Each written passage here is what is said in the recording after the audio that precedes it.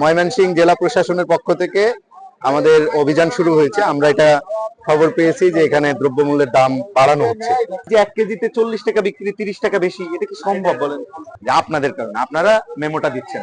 এখানে যত আড়তদার আছে বুঝছেন, প্রত্যেককে বলবেন খুচরা বিক্রেতাকে মেমো দিতে, আর ওনারা যে কিনে আনবে যেখান থেকে বা যার হয়ে ওনারা বিক্রি করছে সেও যেন স্লিপ আনে। গেলেই কিন্তু আমি আবারও বলছি, আমি চাই আপনারা বিজনেস করুন, মানুষকে কষ্ট দিন। রমজান মাস এভাবে মানুষের যদি ভোগান্তি হয়, 50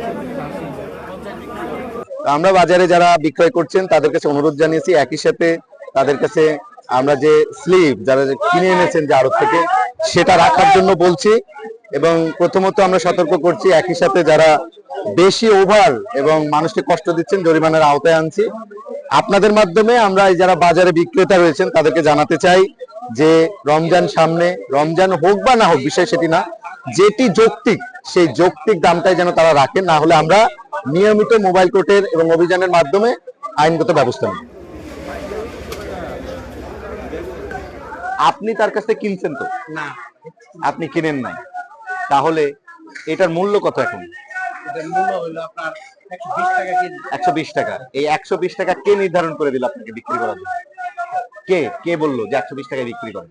এটা পার্টি বলে যে বাজার যেভাবে যাবে। বাজার তো আপনি এখান থেকে শুরু করছেন, আপনি তো মূল। যদি 120 টাকা হয় 120 টাকায় কেন 120 টাকাটা কে নির্ধারণ করলো আমাকে এটা বলুন? এটা নির্ধারণ 2 দিন আগে তো 120 টাকা ছিল নাই মরিচের। আর বাংলাদেশে এখন বন্যাও হয়নি যে মরিচ সব ভেসে গেছে, তাহলে কেন হঠাৎ করে 120 টাকা করলেন? আমদানির উপরে আপনি নির্ভর করছেন। আমদানির উপরে যদি আমদানি কম হয় তাহলে আপনার দাম বাইরে। কে বলছে আজকে আমদানি কমে গেছে? রমজান তাই আমদানি বাড়ছে দেখে আর দামটা কমে গেছে। কত ছিল আগে আসলে আমরা কালকে বিক্রি হয়েছে 140 টাকা। তাহলে এইটা যে আপনি যিনি বিক্রি করতেছেন, যারা ক্রয় করতেছেন, আপনি 120 টাকা নির্ধারণ করলেন, আপনার ক্রয় নাই, কেনা নাই, স্যার এটা নির্ধারণ নাই, তাহলে 120 টাকা বেচতেছি, 110 টাকা বেচতেছি। তাহলে এই অসামঞ্জস্য কেন? এটা স্যার ওই যে বেচা মানে বিক্রি খারাপ হলে কাঁচামাল তো এটা আমরা বিক্রি আচ্ছা, খারাপ আপনি হলে। কতজনের কাছে বিক্রি করছেন? ওই স্লিপ আছে না, এটা তো আমরা খুচরা বেচতেছে। খুচরা বিক্রি কেন আপনি স্লিপ দিবেন না? আমি যে খুচরা বিক্রেতার কাছে যাব তো আরতে তো এটা আপনার এটা কেন সম্ভবই না? আমি খুচরা বিক্রি, কাঁচামালের বেলায় ভাই। 1 মিনিট, খুচরা বিক্রেতার কাছে যদি আমি এখন যাই আর উনি যদি এখন 150 বিক্রি করে আর বলে যে স্যার আমি 145 কিনছি, আমি কিভাবে ওনাকে ধরবো? আপনি স্লিপ দেন নাই। না, ওটা স্যার বলতো যে কোন আড়ত থেকে আনছেন আমরা। কোন আড়ত থেকে? আমি এখন সেই সব আড়ত খুঁজে বেড়াবো না, তার কাছে শুধু কাগজটা দেখলেই হইতো আমার যে আপনি কত বিক্রি করছেন। স্যার কাঁচামালের বাবদে মানে এটা হবে এটা মানে কেন দিবেন না? কেন দিবেন না? আপনার কাছে অসংখ্য স্লিপ তো ওই যে দিতে পারে না, কেন? আপনি আড়তদার আপনি আড়তদার দিবেন না, কারণ খুচরা বিক্রেতা যদি এখানে 120 টাকা কিনে 150 বিক্রি করে আর বলে স্যার আমি 145 কিনেছি, আমি ধরবো কিভাবে? আপনি তো তাকে ইয়ে দেন, ইনভয়েস দেন না, মেমো দেন মানে দিতে হবে, নাহলে আমি আপনাদেরকে ধরবো। ঠিক আছে,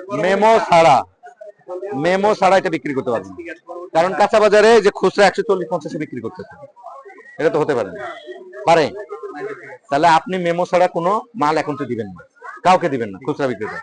আমি খুচরা বিক্রেতার কাছে যে মেমো দেখবো এবং আপনার সিল এবং ইয়ে থাকবে, বুঝতে পারছেন? সিল থাকবে, সাইন থাকবে।